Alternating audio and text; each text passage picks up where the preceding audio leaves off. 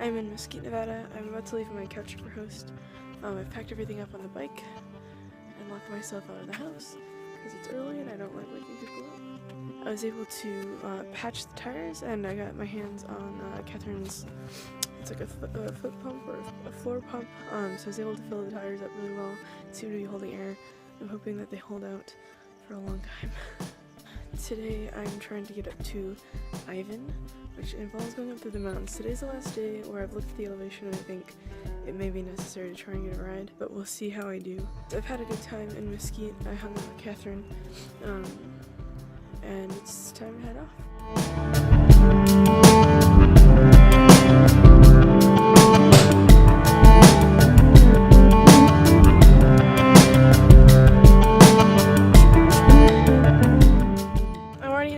I've crossed into Arizona. My tires seem to be holding okay.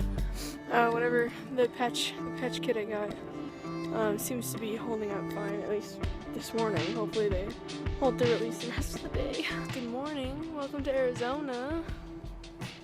The Arizonan mountains. Arizona mountains. It's beautiful.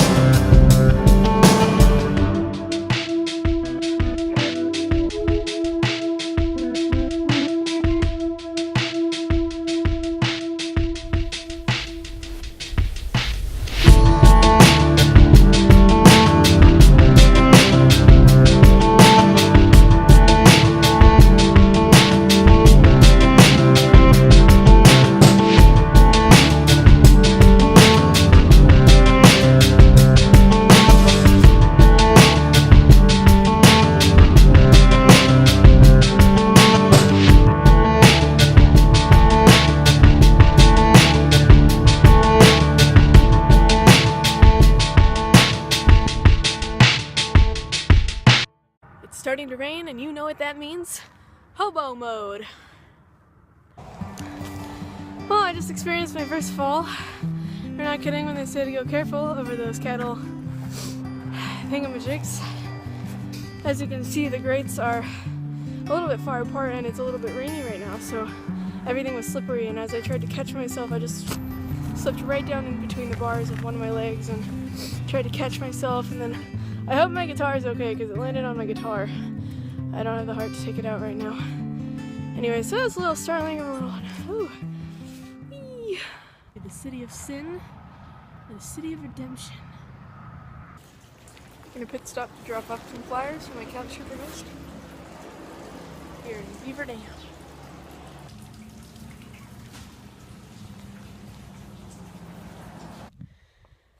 Gonna be a couple miles north of where I crossed the I-15 to go north into the mountains, up 91.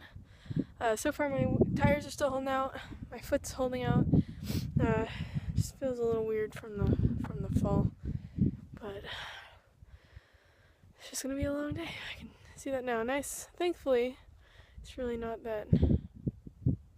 It's not that hot. In fact, I'm actually kind of cold. Taking on and off jackets and on and off extra pants. Go figure. Well, if nothing else, I can say that I have cycled from California to Utah. I wanted to talk about the insidious nature of these inclines really briefly. So, from here it almost looks flat. Like if you really didn't know, and especially in this video. But this is at least a 4% incline, which is worse than what I was doing in the Mojave. And those of you who have seen or held my bike know that it's freaking heavy. So we'll see how I do. 4% isn't so bad if it's just a few miles, but I think it's actually like 10 or 15 miles at least. Stopping for a quick, like a mid-morning lunch, brunch thing.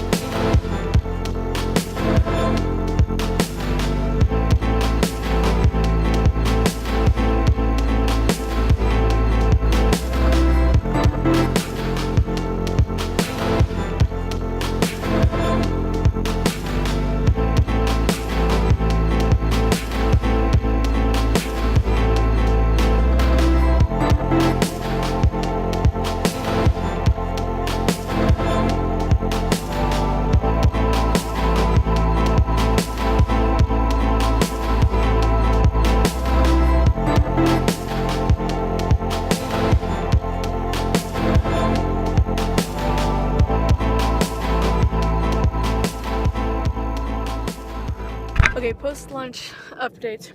Now that I've cleaned up, just about ready to keep going. I apparently have crossed time zones because now I'm confused. My phone and my body think it's 11:20. My GPS, and now that I'm looking at the time zones, I am in Utah and in an area where it is 12:20. Okay, so shortly after that last video, a veteran guy with a Purple Heart license plate and a white Chevy truck came by and said he saw me riding out of Mesquite this morning, and then was on his way back and saw me again, and then he turned around to come make sure I was okay. And it turns out that the hill went on for at least another 10-12 miles, so he did go ahead and give me a ride to the top of the hill. So I am now safe at the top of what they call the Utah Hill, and I will be on my way now to Ivins. I'm coming through the Indian Reservation, and it is amazing. It is absolutely stunning. I can't even...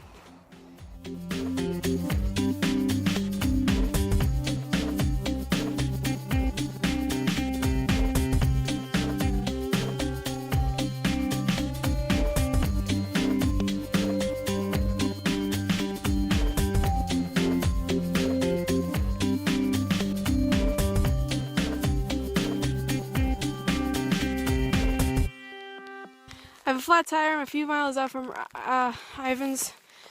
Hopefully, I put some air in it. It seems to hold okay. Hopefully it'll last me in. It's raining. Oy. Morning. Got into Ivins. Had to get a couple spare tubes so I could replace the front one and have 3 spares left because I know I'm going to have to replace the back one again soon. Went to the bike shop, got some tubes, bought some ice cream and sat at the frozen yogurt shop next door, awkwardly changing my tubes outside.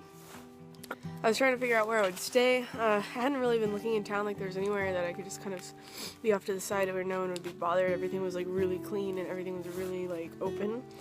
So I went to the LDS church in the direction I would need to head if they couldn't help me. So I went and it was really awkward. I didn't really know what to expect, and then so they're all trying to find this number, and then no one was answering the numbers that they were supposed to be answering. So apparently they do something called transient services, but they were unable to assist me. So they're like, oh, you know, there's just like a little camp. If you go up to the canyon, it's not that busy right now, blah, blah, blah, blah, blah. So I was like, cool. It's only a few miles out. There's a little bit of a climb on the bike, so went ahead, came out here. I'm trying to pass into the park, and the woman comes out and she's like, oh, no. It looks like you're going up to camp.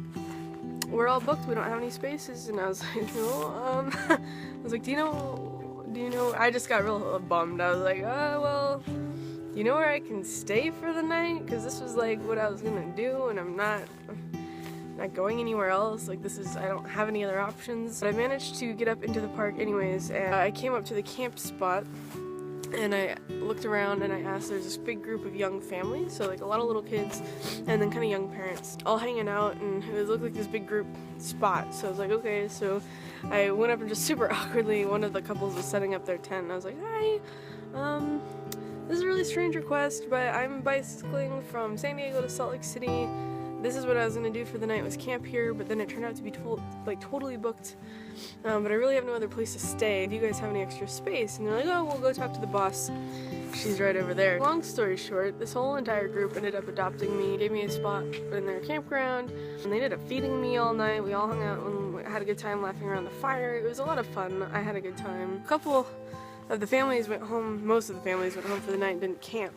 And one of those families knew it was going to be cold and left me with some extra blankets, so I had some really comfy extra blankets overnight. This morning, though, I woke up and first of all, I hear the pitter-patter of rain, which in most situations is actually kind of relaxing for me, but suddenly I was like, oh, it's raining, cool, that's awesome. And then I shortly realized that I had a leak in the tent, and then I realized that my monthly curse was beginning. So this morning was just kind of like a whole flood of things, as it were. So that was unfortunate. Anyways, it's still kind of raining. Everyone else is packed up and left. It's later in the day than I normally would start, but I was going to take a rest day today in Ivans, but because I couldn't stay in Ivans, I don't want to backtrack even if it's just a few miles. So I'm going to keep heading north and go up to Veo, which is about 10 miles away. So a really easy day. It's all uphill, of course, but it's really not that far. It shouldn't be that hard. Going up to Veo today, going to take my rest day tomorrow. And then I think shortly after that, Cedar City, I have to look at my map list. Anyways, it's been a whole flurry of strange activity. The GoPros are dead, so today's going to be short on documentation. I will pull out the iPhone as usual, as I can.